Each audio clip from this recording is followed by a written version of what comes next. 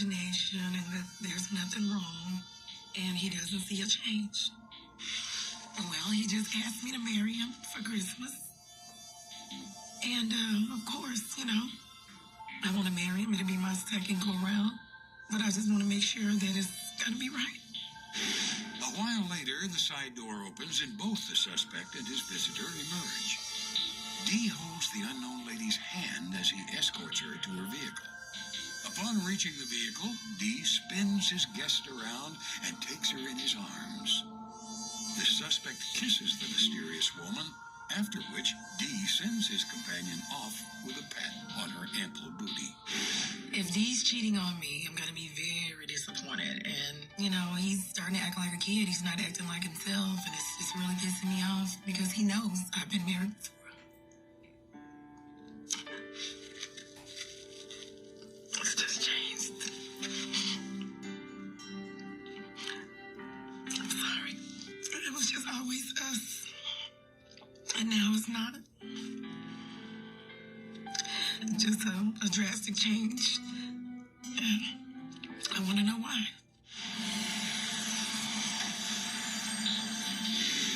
Continuing the stakeout of the suspect's workplace, the cheaters team spots the same black vehicle from previous surveillance, pulling into the parking lot. Shortly, Dee leaves work, gets into the car, and takes off with his new girl. Cheaters operatives follow the playful pair to a drive-in restaurant. After eating, the pair drive around and arrive finally at a park. They spend some time in the car before leaving. Cheaters' agents tail the couple back to Dee's place of employment. The suspect gets out and walks around the car to say goodbye. The mysterious companion, now identified only as Bree, gets out to hug and kiss the suspect goodbye.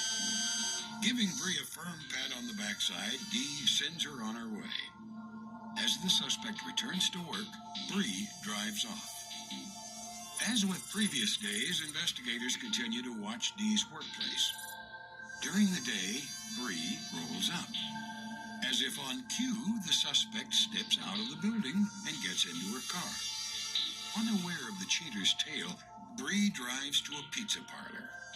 The couple get out, and in Dee's usual fashion, he pats Bree on the backside again. A few minutes later, they have their pies and get on the road.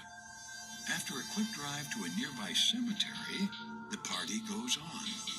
Dee and Bree get out.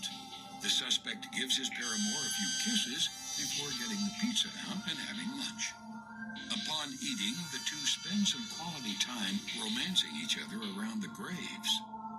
Once back in the car, the duo exchange more kisses. The illicit lovers finally get back into the car for the drive back to Dee's workplace. Slow kisses goodbye signal not just the end of their date, but also the end to the investigation.